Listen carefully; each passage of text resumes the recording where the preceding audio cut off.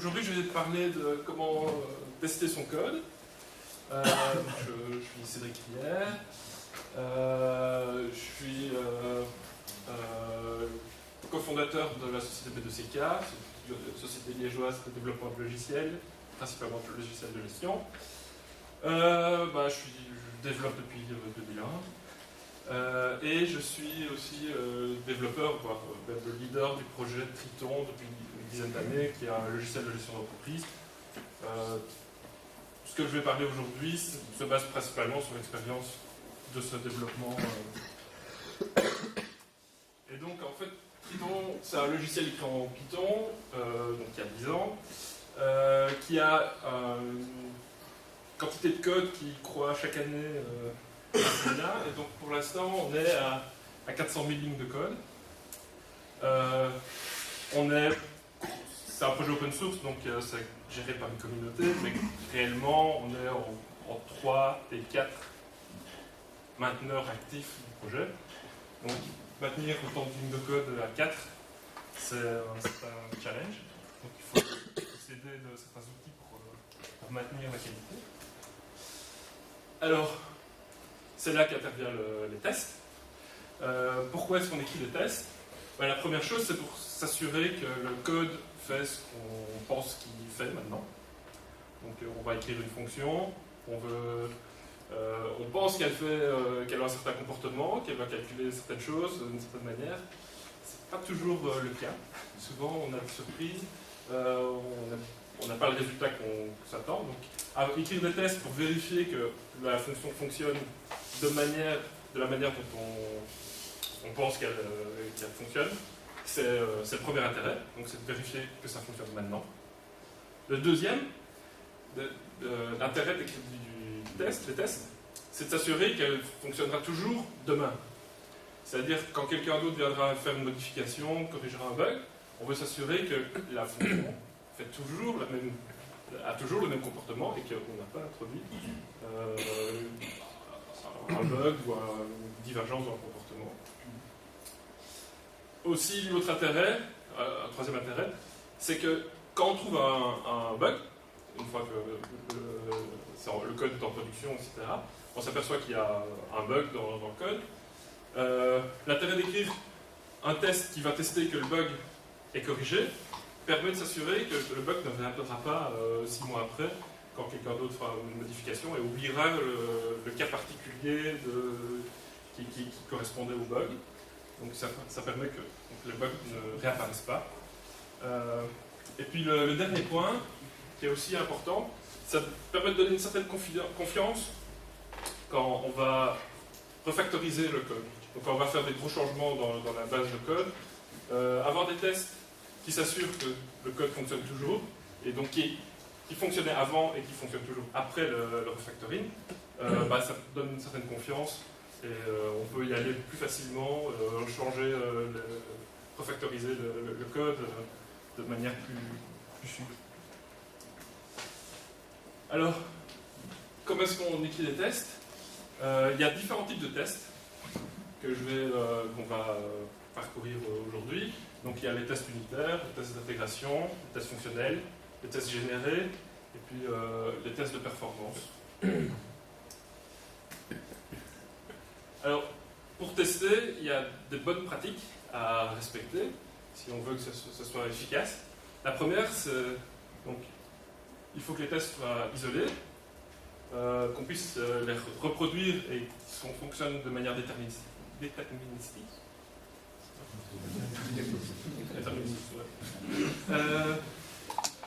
Pour bien faire, il faut qu'il tourne le plus rapidement possible, qu'il soit simple, parce qu'on ne veut pas avoir à devoir tester les tests. Et c'est encore mieux s'ils sont automatisés. Alors, pourquoi est-ce que les tests doivent être isolés? C'est pour qu'ils n'interfèrent pas avec d'autres. Donc, il ne faut pas que l'exécution d'un test dépende de l'exécution d'un autre, s'il a été exécuté ou pas avant, etc. Parce que sinon, du coup, on se retrouve à avoir une complexité dans l'exécution des tests qui fait que c'est compliqué. Ça va être difficile de comprendre pourquoi, quand il y a une erreur dans le test, d'où est-ce qu'elle vient, pourquoi, est-ce que c'est dû à des conditions particulières qui sont extérieures au test ou pas, etc. L'autre avantage, que le test soit isolé, c'est qu'on peut en lancer juste un. C'est-à-dire si on va travailler sur une fonction particulière, l'intérêt de pouvoir juste exécuter les tests de cette fonction, c'est intéressant parce qu'on va avoir le résultat de notre travail, est-ce qu'on n'a rien cassé rapidement, sans devoir exécuter tous les tests qui ne servent à rien. Donc, et évidemment, pour pouvoir exécuter juste celui-là, il faut qu'il ne dépende pas de l'exécution du test. Et le dernier point, c'est qu'on va pouvoir aussi les exécuter en parallèle. S'ils sont indépendants, on va pouvoir exécuter chaque test en parallèle et donc avoir un résultat plus rapide quand on teste l'ensemble du logiciel. Les tests donc, doivent être reproductibles. Et pour ça, c'est pas toujours évident de s'assurer qu'un test, on va pouvoir le reproduire sur n'importe quelle machine. Mais il faut essayer d'atteindre cet objectif-là, parce que ça permet de s'affranchir du problème où quelqu'un dit ça marche sur mon ordinateur, mais pas sur l'ordinateur du voisin. C'est des choses qui sont toujours très compliquées à débugger. Pour s'assurer de ça, il faut faire attention à ce que les entrées du test soient pas aléatoires, donc c'est bien d'essayer d'éviter l'aléatoire. Si vous avez besoin d'aléatoire dans votre code, ce qui est intéressant du coup pour le test, de fixer l'aléatoire pour avoir toujours le même résultat. Quand on dépend du temps, ça intéresse. Il y a des librairies, donc je connais principalement Python puisque je développe principalement Python. Il y a par exemple une librairie qui s'appelle FreezeGun qui permet de figer les appels au temps. Donc quand on va demander la date, l'heure ou des choses comme ça, on va pouvoir figer. Et donc pour le système, quand on exécute le test, ce sera une date et une heure précise, ce qui permet du coup, encore une fois, de s'affranchir de l'aléatoire du temps. Et puis, alors par exemple en Python, quand on démarre un process Python, il utilise un nombre aléatoire, un hashseed, comme on appelle, qui permet de rendre aléatoire les hash, les dictionnaires, le hachage des dictionnaires. C'est une protection contre. Comment ça s'appelle? Le dictionnaire, c'est une mesure de protection. Donc c'est intéressant soit de la figer, on peut généralement lancer l'interpréteur avec une valeur figée, ou en tout cas, si c'est pas possible, ce qui est intéressant, c'est si le test rate, qu'il affiche au moins cette information-là qu'on puisse reproduire. Ça m'est déjà arrivé d'avoir un test qui me plantait de temps en temps, et c'était juste dépendant du hash. Et donc, a priori, d'autres langages ont aussi ce genre de fonctionnalité.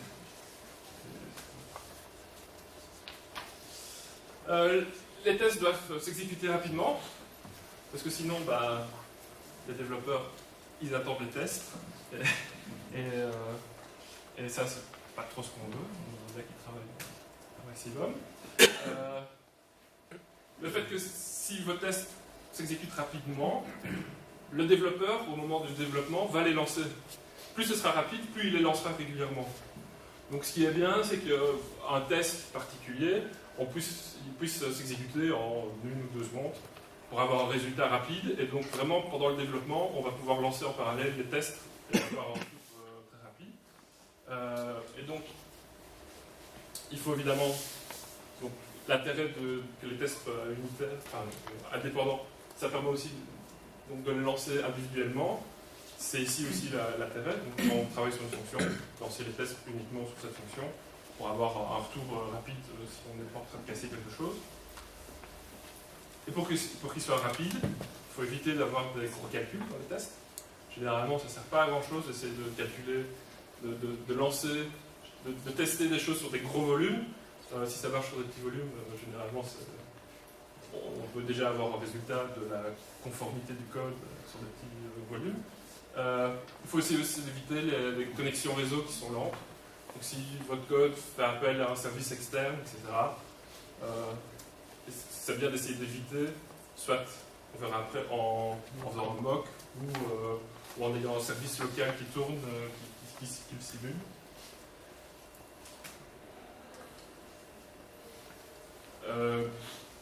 Donc les tests doivent être les plus simples possibles. Pour être le plus simple possible, la manière de le faire, généralement, c'est vraiment d'essayer de juste tester son code. Si on utilise des librairies, ça ne sert à rien d'essayer de tester la librairie, parce qu'a priori elle a déjà des tests et elle fonctionne, elle est censée. Elle est censée. Ou alors, du coup, il faut écrire des tests pour la librairie. Donc il ne faut pas essayer de tester tous les cas d'appel de la librairie, mais vos cas à vous, votre code propre uniquement. Pour bien faire, il faut qu'il soit simple, mais évidemment pas trop simple, pas trop trivial, mais simple, qu'on puisse facilement les comprendre. Parce que quand on écrit des tests, on réécrit encore du code, donc on peut avoir aussi des bugs dans ce code-là.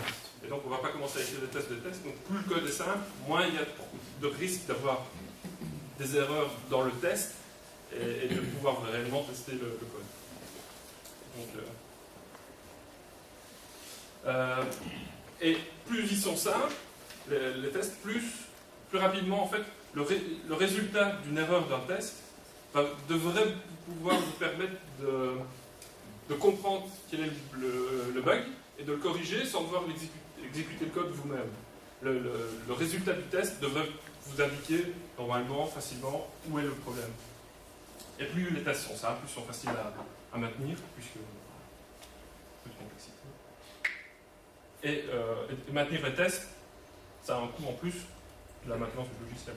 Plus c'est facile, mieux c'est. C'est bien d'automatiser ces tests, c'est-à-dire de les lancer de manière systématique. Généralement, on les lance à chaque modification de code, à chaque commit. Voire même, on peut les lancer sur les pull requests, on utilise ce modèle de développement pour avoir un feedback sur la qualité du changement.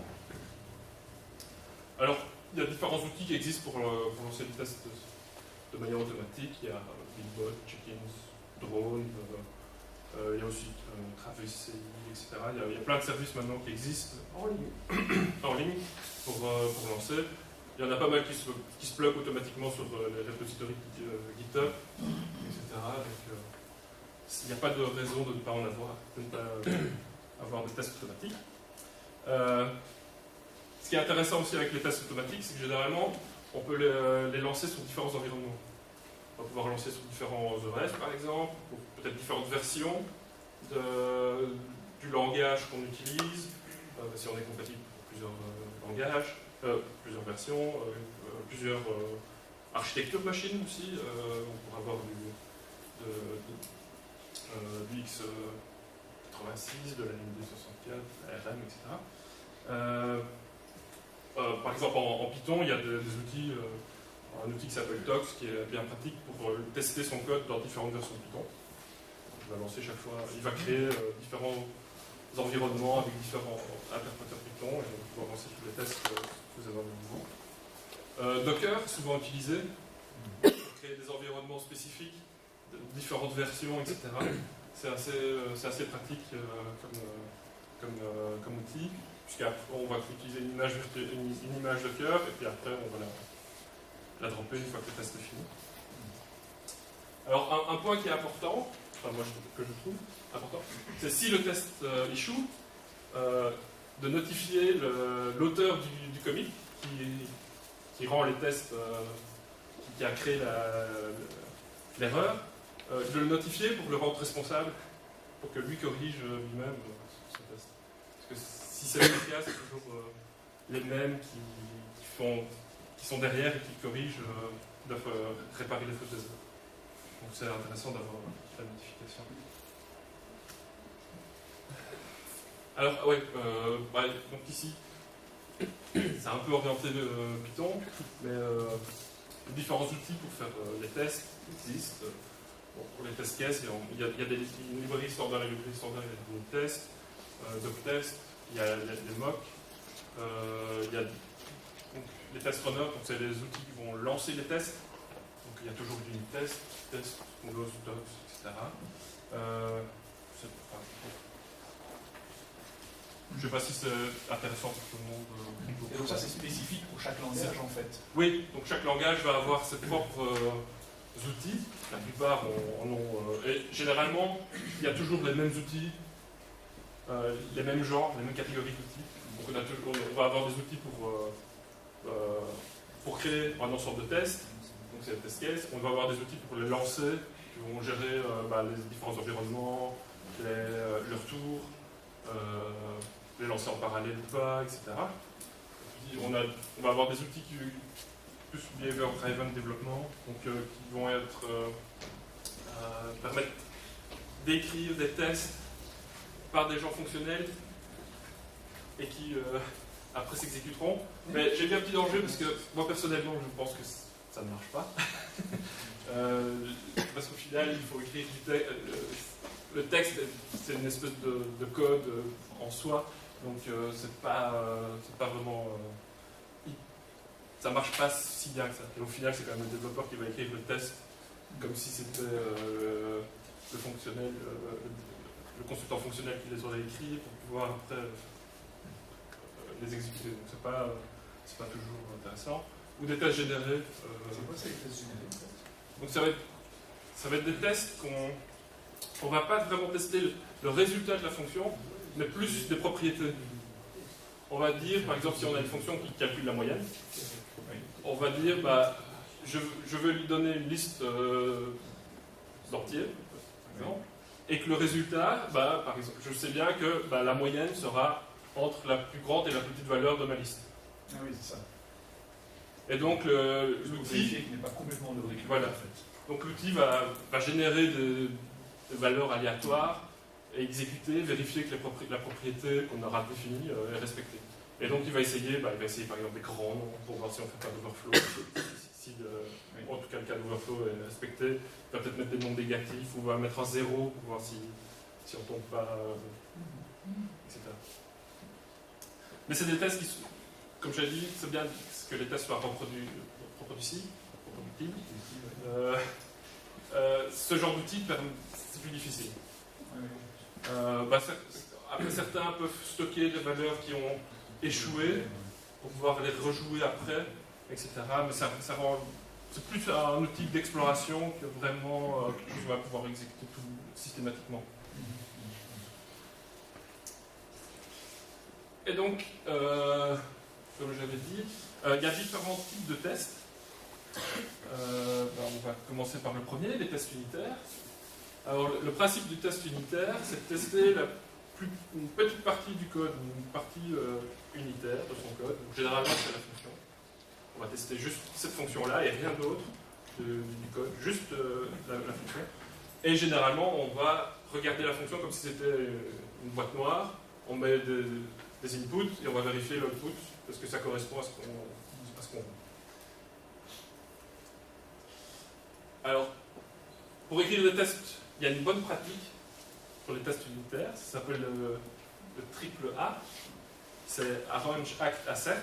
Donc, ça correspond à séparer son test unitaire en 3 parties. Donc ça c'est un exemple que j'ai pris de Triton. Donc la première partie, ça va être ici, c'est la partie de Arrange. En fait, on va récupérer tout ce qu'il nous faut pour faire notre test. Ensuite, on va act, donc on va agir. Donc j'appelle une méthode, je fais quelque chose sur le système.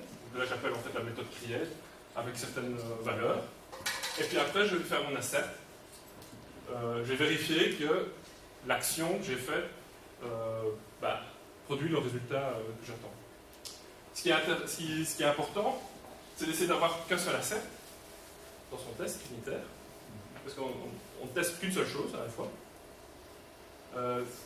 Ça permet le fait de n'avoir qu'un seul.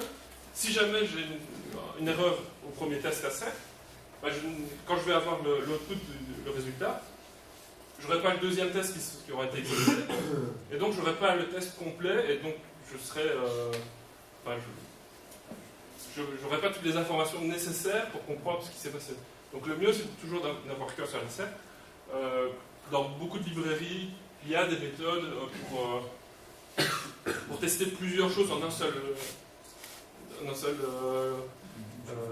une seule expression. Ça permet parfois de contourner ce truc, cette contrainte d'un seul insert. Oui, voilà. Et alors, vraiment essayer de séparer, de suivre ce modèle-là, permet vraiment de se contraindre à écrire des tests qui ne sont pas trop complexes et qui vont vraiment suivre la règle et qui vont faciliter après le débugage, si jamais ils échouent. On peut se retrouver vite à faire des milliards de tests en fait. Alors oui. Tu peux faire un test avec un nom négatif, un test avec un 0, un test avec un nom grand, voilà. etc. Et oui, alors, finalement, on peut soit écrire énormément de tests, ou alors ce qu'on va encore bien faire, c'est de paramétrer son test. Donc la méthode qui teste, on va lui permettre d'avoir des paramètres, et donc on va tester avec différents paramètres. Il y a généralement des outils qui permettent de générer ces paramètres, ou alors juste avoir une liste input, output, et puis on va exécuter le test pour tous les inputs, outputs. Après, ça ne sert pas non plus à grand chose de tester plein de fois la même chose. Il faut tester les cas particuliers. Ici, ce qu'on teste, en fait, c'est si un caractère Unicode fonctionne. Je ne vais pas tester tous les caractères Unicode avec accent, etc. S'il y en a. Il y en a un qui passe en voilà.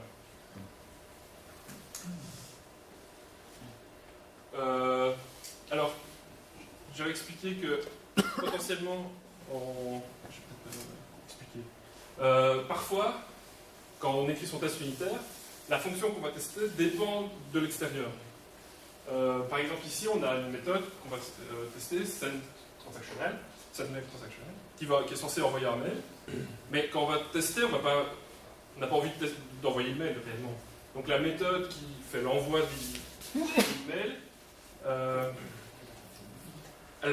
on va remplacer ce qu'elle utilise réellement, les autres méthodes qu'elle appelle à l'intérieur, par un objet, alors ce qu'on appelle un mock. Donc c'est un objet qui se comporte, essaye de se comporter comme l'objet normal. Donc ici on a ce qu'on appelle le data manager, qui gère la connexion au serveur mail. L'objet mock, en fait, ce qu'il va faire, c'est qu'il va systématiquement répondre. Si on appelle il va accepter d'être appelé sur n'importe quelle méthode, par exemple, et retourner. Alors, soit on peut configurer un résultat prédéterminé, ou alors retourner un résultat aléatoire qui sera qu'on peut configurer. Enfin, généralement, ici en Python, c'est un autre objet. C'est un peu compliqué, mais c'est pas très grave. Le but ici, donc on appelle la méthode, et on passe un objet mock qui est le data manager, et je sais que pour que la méthode fonctionne correctement, en fait, l'objet qui est moqué ici, data manager, doit être appelé avec la méthode out, avec ces paramètres-là. Et donc ça, c'est mon assert. Je vais demander à l'objet mock, est-ce que tu as bien été appelé de telle manière pour s'assurer que ça s'est bien passé. Mais du coup, ça dépend de l'implémentation. Ça dépend de l'implémentation. Voilà.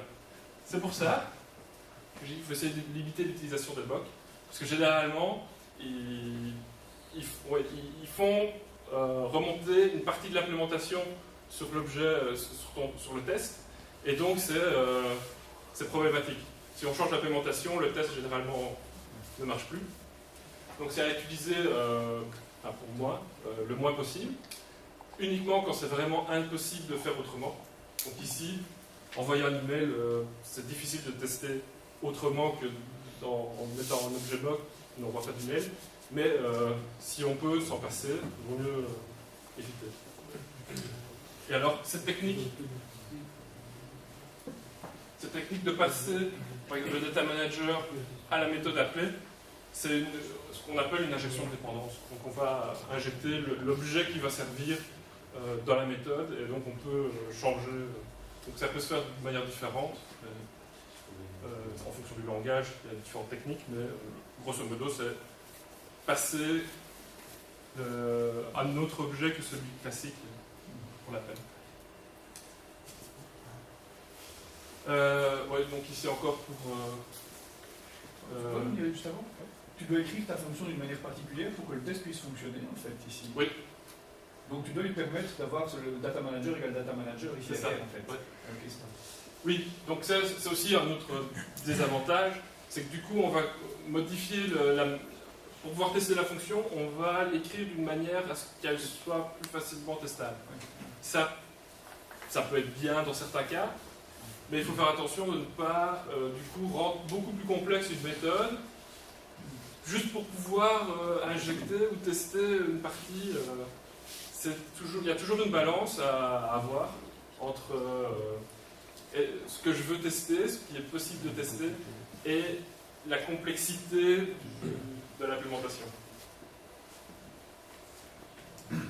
Oui, ça c'est un truc spécifique pour Python. Ce qui est bien, c'est de mettre des docstrings. Donc ici, test, parce que quand on exécute les tests, c'est ce qui sera affiché, donc c'est plus explicite, mieux c'est. C'est bien d'utiliser les méthodes prévues, donc il y a des assert égales, assert égales, etc. Parce que ça fait un résultat plus intéressant. Quand c'est assert égal, si on compare deux strings, il va montrer la différence, etc. Donc généralement, la plupart des langages ont ce genre d'outils, donc il faut faire bien attention de les utiliser parce que ça simplifie le débugage. Une fois qu'il y a une erreur, ça fait un rapport de test plus intéressant. Les assert 13, ça permet de tester que des exceptions sont raisées sans qu'elles remontent. Donc on va vérifier que l'exception a été raisée dans certains cas. Parce qu'il faut tester le résultat, mais aussi parfois le non-résultat, que la méthode plante bien parce qu'on n'a pas de bons paramètres. Donc voilà.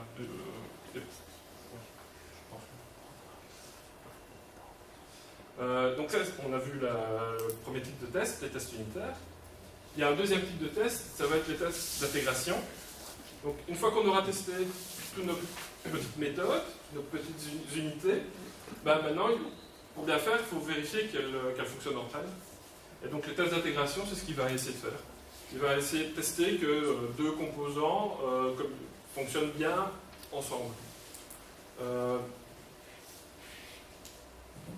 Voilà. Donc généralement, on va plutôt tester du coup l'API externe de l'application. Donc ce qui est appelable depuis l'extérieur, mais un simple appel qui va faire intervenir peut-être plusieurs composants pour pouvoir faire la réponse. Et donc là, on va tester que l'ensemble est cohérent et fonctionne ensemble. Le danger, du coup, quand on fait des tests d'intégration, c'est que parfois, en exécutant une requête, en faisant un appel, on va modifier l'état du logiciel. Il va peut-être stocker quelque chose en cache, ou il va peut-être y avoir un singleton qui sera modifié, ou des choses comme ça. Donc il faut faire bien attention, une fois qu'on a exécuté un test d'intégration, de bien nettoyer après, de remettre l'état du logiciel comme s'il venait d'être démarré, pour pas, évidemment, avoir d'interférence sur le test suivant. Donc, le principe que j'avais énoncé au début, d'indépendance des tests. Et alors, généralement, les tests d'intégration, on ne va pas tester le résultat, parce qu'on sait que les méthodes, normalement, avec les tests unitaires, calculent correctement. On va juste s'assurer qu'il n'y a pas d'erreur, que ça retourne bien un résultat, mais généralement, le résultat, on s'en fout dans les tests d'intégration. Alors du coup, pour nettoyer, en Python, on a les méthodes setup et teardown. Donc setup, c'est pour préparer le logiciel à exécuter le test, et le teardown, c'est une fois que le test a été terminé, qu'il a réussi ou pas, c'est du code qu'on va pouvoir écrire pour nettoyer, remettre l'état à zéro. Et donc généralement, dans les autres langages, il y a aussi ce genre de méthode. Le troisième type de test, c'est les tests fonctionnels. Alors là, les tests fonctionnels, on va encore se mettre à un niveau plus loin. On va regarder le comportement de l'application comme si on était un utilisateur. Le cas classique, c'est on va faire tout un workflow d'un utilisateur. Alors, si je reprends l'exemple du logiciel de gestion, si on va tester, faire un test fonctionnel, on va tester tout le flux de la vente jusqu'à la facturation et le paiement. Donc ça va faire intervenir tout l'ensemble du logiciel, différents objets, etc. Et on va vérifier que tout fonctionne comme prévu. Pour que les tests fonctionnels soient vraiment efficaces, généralement il faut les faire tourner sur l'ensemble des composants réellement utilisés. Donc si on a une base de données, c'est bien de les faire tourner sur une vraie base de données, avec des vraies données. S'il faut accéder au réseau, c'est mieux d'accéder aussi au réseau. Si on a des droits d'accès, c'est bien qu'ils soient activés, puis vérifier que l'utilisateur a vraiment le droit de faire tout le workflow. Évidemment, ces tests-là, du coup, sont plus lents. Donc, généralement, on les lance moins souvent. C'est pour ça que l'intérêt, ça va être d'avoir le serveur de test d'intégration continue pour les exécuter pour nous et nous dire si on fait une erreur. Et donc, le but, c'est de simuler vraiment le comportement de l'utilisateur. Alors, pour ça, si on fait une application web, il y a des outils comme Selenium qui va permettre de scripter un navigateur et simuler des clics sur les différents boutons et faire vraiment tout le flux comme si on était un utilisateur. Si on n'est pas vraiment dans le web, par exemple, on peut faire des appels RPC et simuler les mêmes appels RPC que ferait une autre application. C'est quoi RPC? Remote Procedure Call. Donc c'est les appels distants. Enfin, c'est comme des requêtes, les requêtes. Donc ça dépend évidemment de du front-end qu'on a. C'est toujours un peu plus délicat, les applications graphiques à simuler. Mais certains outils existent. Si vraiment on ne sait pas, il suffit on se met un niveau en dessous et on simule des appels que devrait faire la partie graphique. En Python, ce qu'on utilise généralement, c'est des doctests. Donc ça va être une série. En réalité, on a une librairie qui simule notre client, qui fait les mêmes appels que notre client, et on va l'utiliser pour créer des objets, lancer. On a des méthodes qui simulent des clics sur des boutons, des choses comme ça. Et on va juste regarder à la fin le résultat. Est-ce qu'il va calculer correctement ce que j'ai mis par rapport au livre. Donc ici c'est une simple vente de 5 produits, on vérifie que les montants sont corrects. On a pu faire tout l'emploi. Et ça, quand tu testes, tu testes ça dans un environnement de test qui est mis en place juste pour le test. Ouais. Donc tu lances par exemple un Docker avec tout l'environnement alors, de données. Nous on utilise Drone. Donc Drone c'est un outil qui pour chaque commit va lancer un container Docker,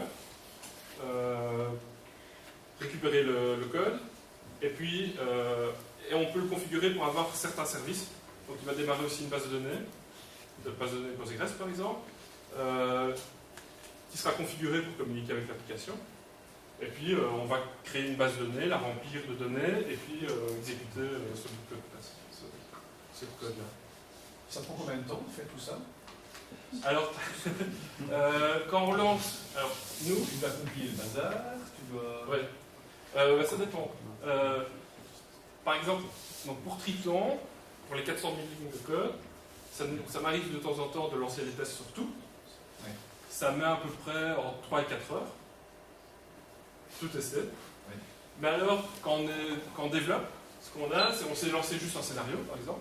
On peut dire lance-moi ce scénario-là. Et ce qu'on a fait, c'est la création de la base de données, en fait, et le remplissage des données prend un certain temps. Donc en fait, on peut avoir un backup préparé, et quand on lance le test, il reprend le backup, il le load, il le charge, donc c'est assez rapide, et puis commence à faire juste l'exécution du test, et puis le résultat. Alors ce système de cache, de backup, ça va si on ne change pas évidemment le schéma de la DB, ou si on ne demande pas de... Sinon, du coup, on supprime le backup et on lui redemande de faire un nouveau. Et donc, quand je développe, exécuter un test comme ça me prend 2 ou 3 secondes. Mais quand le drone l'exécute réellement, lui, il refait toute la procédure. Et donc, il peut prendre, pour juste ce scénario-là, il va peut-être mettre 20 ou 25 secondes à s'exécuter. Mais en fait, c'est pas grave, vu que pendant ce temps-là, moi, je peux faire autre chose. Voilà. Donc, ça tourne sur notre machine, et on a le résultat par après. Et généralement, c'est assez rare. À partir du moment où on a pris l'habitude, quand on fait une modification, de lancer le test qui correspond, c'est assez rare qu'on casse quelque chose d'autre ailleurs. Et donc, on a rarement des erreurs de test d'intégration, puisqu'en fait, on a déjà testé individuellement.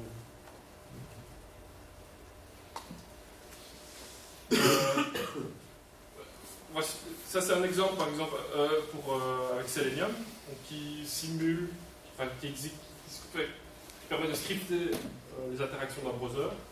Et donc, on va pouvoir dire récupérer telle page, se connecter à tel site, vérifier que dans ce qu'on a reçu, on a bien Atlantique, par exemple, où on peut aller chercher des éléments, taper dans l'élément. Donc ici, je vais chercher l'élément qui s'appelle c'est un query.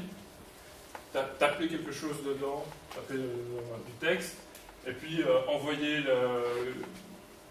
presser un return et vérifier qu'en fait il va me retourner.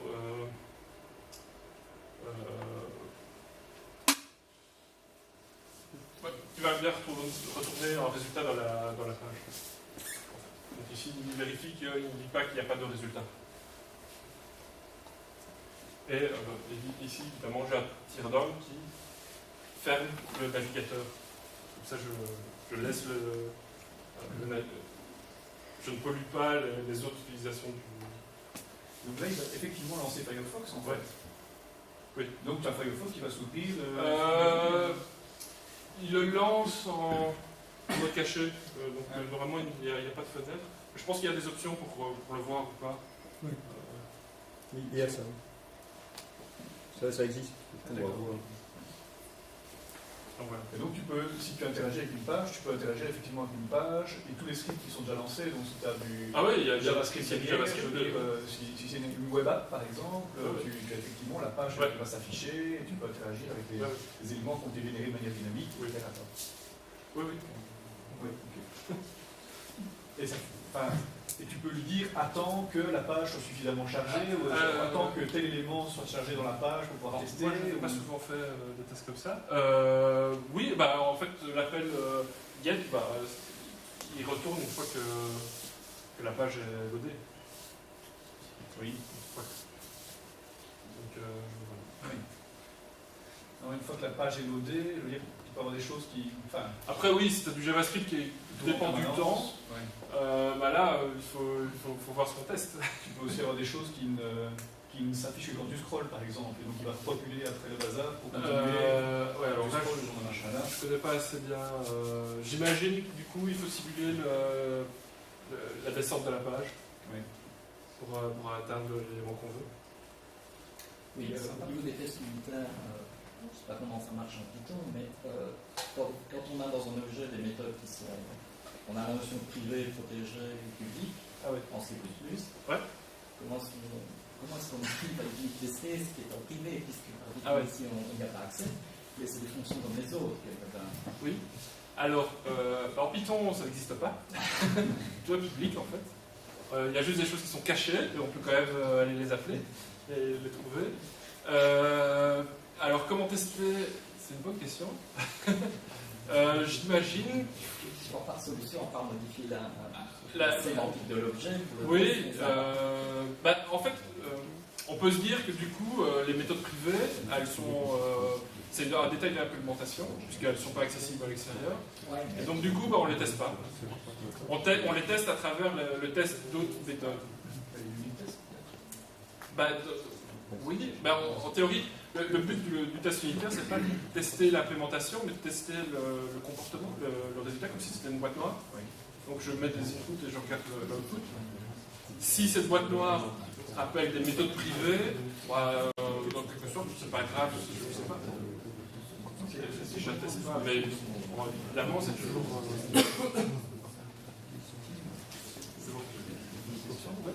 vous disiez d'éviter tout ce qui était aléatoire dans les tests.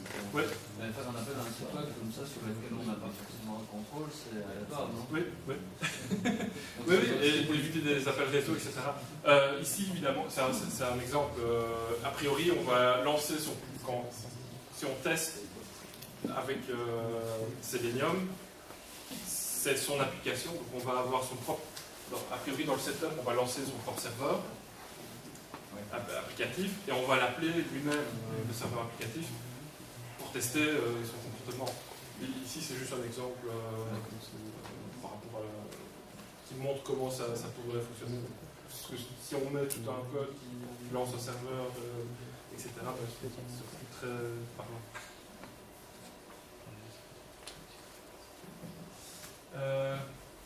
Alors, le dernier type de test, c'est le test généré.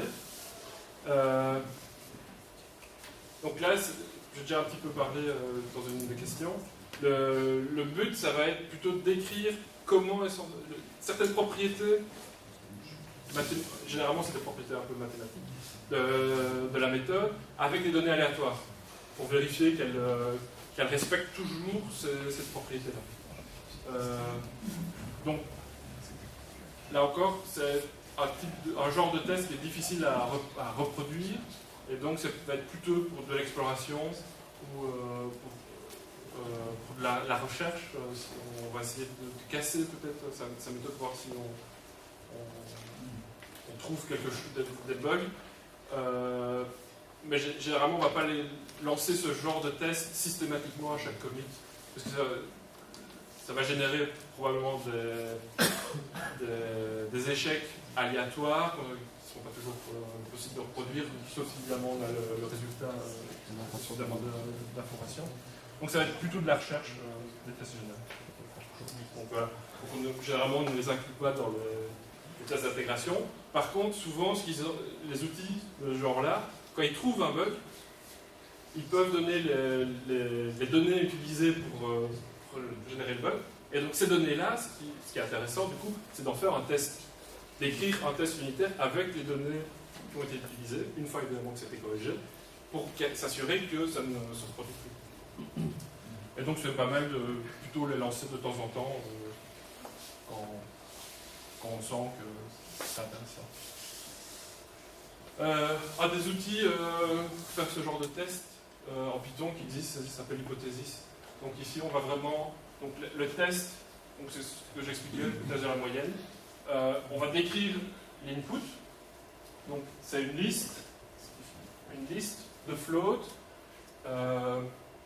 On peut lui dire que si on autorise des floats qui ne sont pas des noms. Oui. Voilà, ce genre de...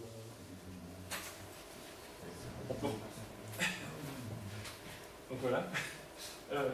Ouais, ou la fine, par exemple. Mais not a number, c'est un objet qui est un float, mais qui n'est pas un nom. Ça peut être le résultat d'un appel à une fonction qui ne peut pas retourner quelque chose, mais qui essaie quand même de retourner. C'est pas général, c'est généralement pas génial de retourner not a number. Il y a des langages qui le font, genre JavaScript. Ici, on définit par exemple qu'il faut une taille minimum d'au moins un minimum. Parce que sinon, généralement, l'outil va tester évidemment des cas extrêmes. Donc, si on lui dit qu'il faut une liste, il va essayer avec une liste vide, par exemple. Il faut lui dire si une liste vide, c'est un cas qu'on veut tester ou pas. Et évidemment, quand on dit des floats, si on lui dit pas qu'il ne faut pas tester infini ou not a number, il va faire un test avec infini et not a number. Il essaye de tester des choses qui sont des cas limites pour essayer de couvrir un maximum et de trouver facilement les cas. Et alors, la propriété, en fait, ça va être juste un asset. On va lui dire qu'en fait, la moyenne doit être plus grande ou égale au plus petit nombre ou plus petite ou égale au plus grand nombre de la liste. C'est une propriété de la moyenne qui est assez simple, mais ça permettrait ça peut trouver des erreurs. Il pourrait y avoir, par exemple, une erreur d'arrondi dans le calcul de la moyenne. Si je mets 2 fois un grand nombre, le même, la moyenne c'est ce nombre-là, mais je pourrais avoir un problème d'arrondi qui fait que en fait, ce sera arrondi au-dessus du max, par exemple. Et alors, le dernier type de test, c'est des tests de performance. Alors, ça, c'est des tests qui sont un peu compliqués à mettre en place parce que c'est difficile de les rendre reproductibles. Parce que généralement, il y a toute une partie de warm-up de l'application. Elle va mettre en cache des données, etc. Donc quand on va lancer 2 fois le test, on n'aura pas nécessairement toujours le même résultat. Donc il faut faire attention à ce genre de propriétés. Donc généralement, ce qu'on va faire, c'est qu'on va lancer le test plusieurs fois et prendre la moyenne pour essayer de limiter les problèmes de warm-up ou autres, parce que ça peut être aussi le système qui se met à faire une tâche qui n'a rien à voir avec notre test, mais du coup il a un peu moins de puissance de calcul, donc du coup le temps va être plus long. Donc ça c'est généralement, on va mesurer le temps, ou alors on va tester la charge. Donc on va utiliser un outil qui va générer énormément de requêtes ou solliciter fortement le logiciel, et on va vérifier combien de requêtes peuvent être traitées en même temps, à partir de quand est-ce qu'il va commencer à ne plus répondre, des choses comme ça. En Python, il y a un petit utilitaire qui s'appelle timeit, qui permet juste qui va exécuter le code qu'on lui passe un certain nombre de fois et retourner la moyenne. Donc ici, il a testé 10 000 fois, il a exécuté 10 000 fois ce code-là, et il retourne un résultat, donc ça permet de savoir ce qui est plus rapide, moins rapide, etc.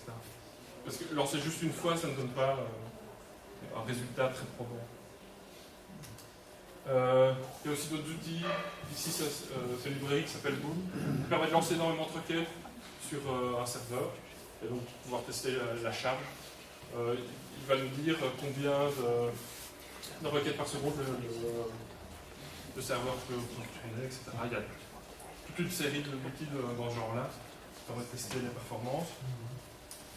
Alors, en conclusion, en fait, c'est bien d'écrire des tests, parce que ça nous donne suffisamment de confiance dans le logiciel qu'on est en train d'écrire, pour pouvoir le maintenir, le changer, le faire évoluer, etc. Mais en contrepartie, il faut faire attention de ne pas en écrire non plus trop, pour ne pas que ça nous bloque justement à faire évoluer le logiciel.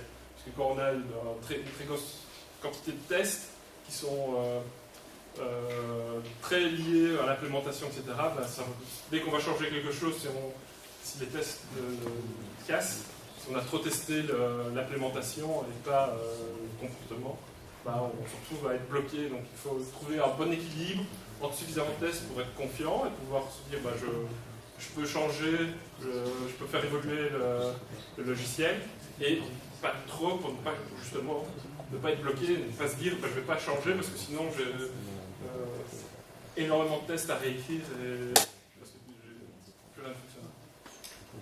Donc voilà. Okay. Je sais pas si...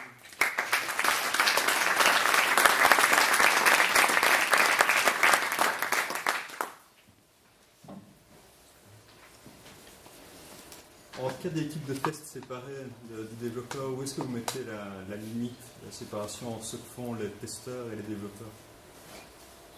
Ouais, j'ai envie de dire, si on automatise les tests, on n'a plus vraiment d'équipe de tests. Une mauvaise réponse.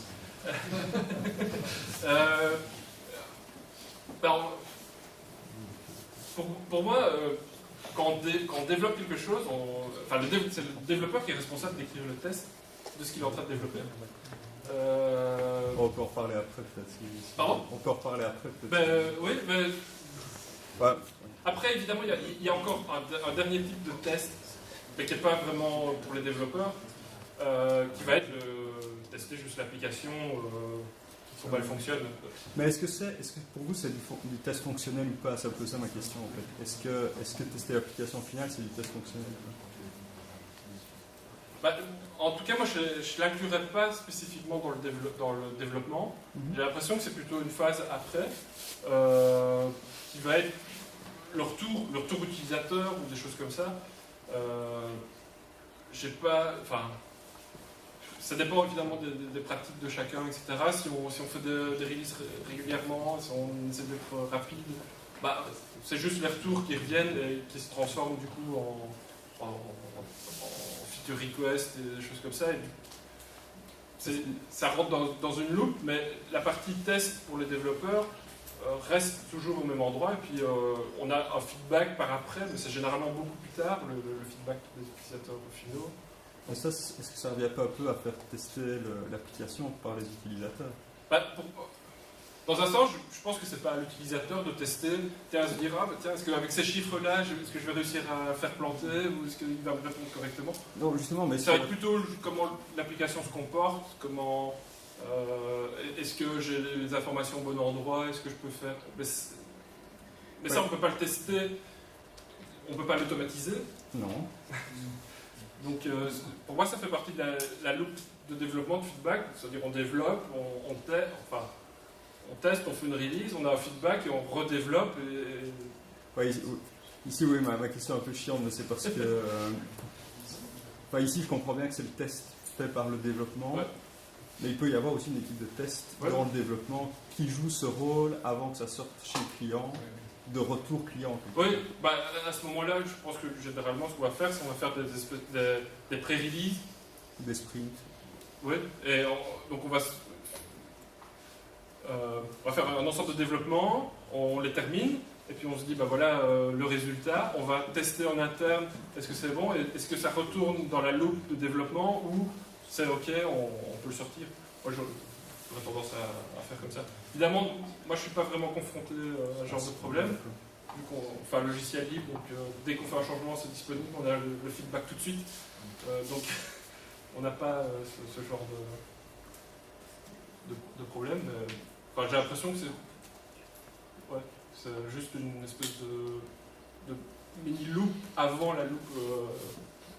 Oui, souvent c'est quelque chose comme ça. C'est une espèce d'étape avant la mise en place chez le client, mais ça peut être aussi complexe. Il peut y avoir une analyse, par exemple, des testeurs, des requirements, pour éviter que les développeurs fassent des erreurs en développant. Oui, évidemment, on peut. C'est un peu l'idée de ce genre d'outil, mais que je trouve, en tout cas, dans l'état actuel, le behavior driven development. Donc l'idée, c'est que ça va être un consultant fonctionnel qui va décrire ce que doit faire l'application, mais en toutes lettres, en texte, et qui est un peu préformaté, un peu structuré. C'est une espèce de langage de programmation, mais qui va servir après, on va générer un test à partir de cette description-là. Mais bon, j'ai jamais vu vraiment fonctionner correctement. Et encore une fois, ça, l'idée, c'est toujours de faire du test automatique quelque part. Oui, c'est d'essayer d'automatiser les requirements. Mais en fait, si on réfléchit vraiment, si on veut avoir des requirements qui soient correctement complets et écrits, en fait, c'est du code. Et donc, il faudra demander aux analystes d'écrire du code. Voilà, c'est un peu, il y aura toujours ce gap entre les requirements et l'implémentation, parce que le langage n'est pas aussi précis que le code. Dans le cas des tests unitaires, est-ce qu'il existe des librairies de tests, je veux dire, déjà construites qui permettent par exemple de tester des fonctions universelles, comme on a pu faire avec le cas de la moyenne? Imaginez qu'il y a déjà toute une série de fonctions qu'on a l'habitude d'implémenter et qu'on si la fonction n'a pas réinventer les tests existants. Oui, si la fonction existe déjà dans une librairie, a priori, la librairie va avoir aussi un test qui la teste.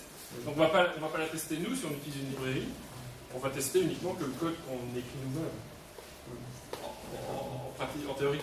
Après, j'imagine qu'il y a moyen qu'il va y avoir des tests, ou en tout cas des résultats pour précalculer de certaines fonctions mathématiques universelles. J'imagine que ça doit se trouver, faut vérifier. Merci. En termes de bonnes pratiques, vous conseillez d'inclure les tests dans le fil du code ou de l'externaliser dans dans d'autres pages, par exemple, enfin, d'autres. Alors, faire appel à des fonctions ou le mettre. Alors, la pratique nous qu'on utilise sur Triton, c'est on a un répertoire test. En dessous de chaque module, donc un module Python, c'est un répertoire. Et donc à l'intérieur de ce répertoire, on a un autre répertoire test. Et alors, ça dépend un petit peu à quel niveau on est, mais quand on est vraiment dans le cœur, on essaye d'avoir le nom du test qui correspond au fichier qui est testé. Ce qui permet de savoir quand on est en train de modifier un fichier, a priori le test à exécuter, c'est celui qui a plus ou moins le même nom dans le répertoire test. Donc, voilà. Après, c'est pas toujours évident de respecter ça. Les tests d'intégration, généralement, comme ils vont avoir un nom qui ne correspond à aucun fichier, puisqu'ils vont justement intégrer plusieurs composants. Donc voilà, c'est un peu... pas plus de conseils là-dessus. Les outils que tu as présentés là sont des outils gratuits. C'est ouais. compagnie. Oui, c'est des outils qui sont tous disponibles en logiciel. Et à propos de tests, est-ce que tu fais aussi des tests de qualité de code, tu vois, analyse statique de code? Ouais. Parce que ça peut des fois générer des choses assez intéressantes aussi. Hein. Des fois, on utilise des bugs potentiels qui sont générés de manière automatique comme ça. Tu peux aussi voir si on est plusieurs à développer, si on n'a pas un Mozart qui met 0 commentaire dans le code, par exemple, et qu'après on va ramer pour essayer de comprendre ce qu'il a fait. Alors, nous, on lance un linter sur nos pull requests. Donc, quand les gens soumettent un changement, ils ont le linter qui passe et qui leur fait des remarques sur la... alors, le linter, celui qu'on utilise, il y a deux choses. Il va vérifier le style du code, donc qui met bien suffisamment d'espace, un espace entre les définitions de méthode, et un autre moins, etc. Qu'il n'y a pas d'espace qui traîne à la fin, qu'il utilise bien des espaces, pas des tables, enfin tout ce genre de choses. Et en plus, alors, mais ça c'est un peu spécifique à Python, vu que c'est un langage fort dynamique, il va essayer de trouver les variables qui ne sont pas initialisées, qui n'ont pas été déclarées, enfin qui n'ont pas des variables qui sont utilisées mais qui n'ont pas été assignées avant, des choses comme ça. Donc il va trouver ce genre de bug, ce qui est possible avec, par rapport au langage. Alors, on utilise un linter automatique qui fait des commentaires, surtout pour le style. On a remarqué qu'en fait les gens acceptaient mieux. Si c'était un robot qui leur disait qu'ils écrivaient mal le code, ou si c'est un humain qui... là, tu ne respectes pas le style, généralement ils le prennent moins bien. Donc, voilà. Or, avec un robot, il n'y a plus jamais... On a eu de temps en temps des gens qui essaient de parler au robot. On lui dire, bah non, mon style il est bien. Bon. Donc on a cette partie-là. Alors après, il y a la grosse question de la mesure du coverage des tests.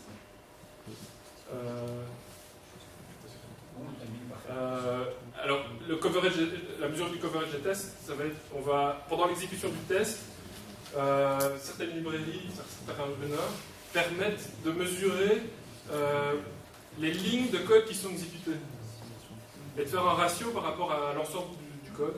Donc dire, en fait, quand on a exécuté les tests, je sais pas, 60, 70 ou 80% des lignes de code du logiciel ont été exécutées ou pas.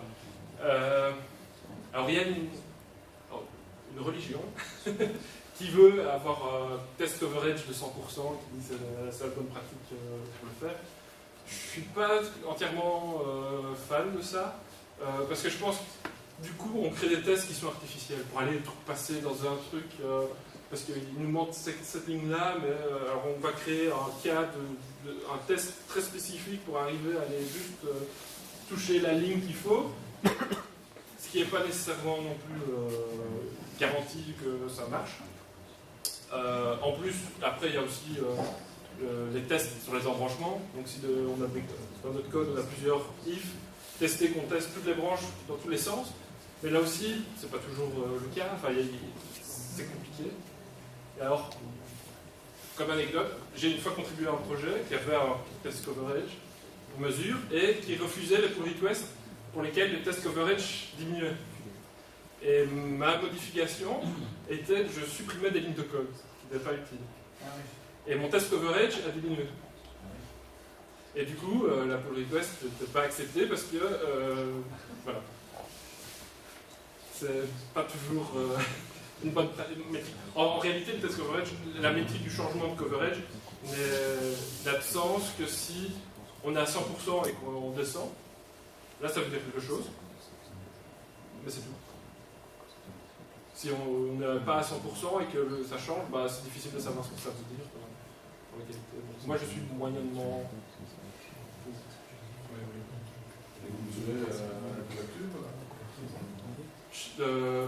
Je lance. Il y a 2-3 mois, je me suis dit, ce serait intéressant juste d'avoir les stats. Alors, je crois qu'on. La dernière fois, je crois qu'on était à 7%. Pour le cœur, on était à 78%. Ce qui, ouais, apparemment, pour cette taille de logiciel, c'est pas mal. Mais après, je ne sais pas ce que. C'est difficile de savoir ce que ça veut dire. Et tu sais le pourcentage par rapport que tu couvres à chaque niveau de test, justement? Oui, avec une grille de test, l'outil qu'on utilise s'appelle Coverage. Il peut donner un rapport par fichier, la quantité, et il peut même sortir du coup un fichier, un rapport par fichier avec les lignes exécutées, celles pas exécutées, etc. Donc voilà, ça permet de le faire. Pour un projet. Pour moi, si avec les unités de test seules, tu peux se faire atteindre par exemple 30%, puis combien de pourcents peut se faire atteindre avec les tests d'intégration, si c'est fonctionnel? Ouais, oui, c'est compliqué. Ouais, non, on n'a pas fonctionné comme ça. En fait, le projet a commencé il y a 10 ans, mais c'est en forme d'un projet existant, il n'y avait pas de test. Et donc, on a introduit les tests au fur et à mesure. Et donc, voilà, on n'a pas eu la démarche de se dire on commence et on vérifie dès le départ. On partait d'un existant. En fait, ouais, au final, maintenant, on est assez confiant parce que le logiciel tourne, etc. Donc, ce qui n'est pas testé, bah, a priori, ça fonctionne quand même. Et ce qui se passe, c'est que maintenant, chaque fois qu'on fait un changement, on essaie d'avoir systématiquement le test qui vont avec, quand c'est un changement de comportement, et qu'on a introduit quelque chose de nouveau. Et à ce moment, et en fait, on n'utilise pas tellement d'outils. Juste le bon sens, se dire, bah, tiens, j'ajoute cette méthode-là, bah, simplement est-ce qu'il y a un test pour cette méthode-là? Est-ce que le test a l'air, ou les tests ont l'air de couvrir le cas classique? En fait, on n'essaye pas de couvrir. Il va encore d'écrire des méthodes sans écrire le test. Très rarement. Généralement, c'est pour des choses qui sont très difficiles à tester. Une interaction avec la DB ou avec l'extérieur, c'est compliqué à tester. Donc voilà. Mais généralement, c'est peu de code, et en fait, on le teste manuellement une fois, ou c'est même une partie vraiment du cœur de l'application. Donc si ça ne marche pas, s'il y a l'application ne fonctionne pas du tout, donc on le remarque assez vite. Là,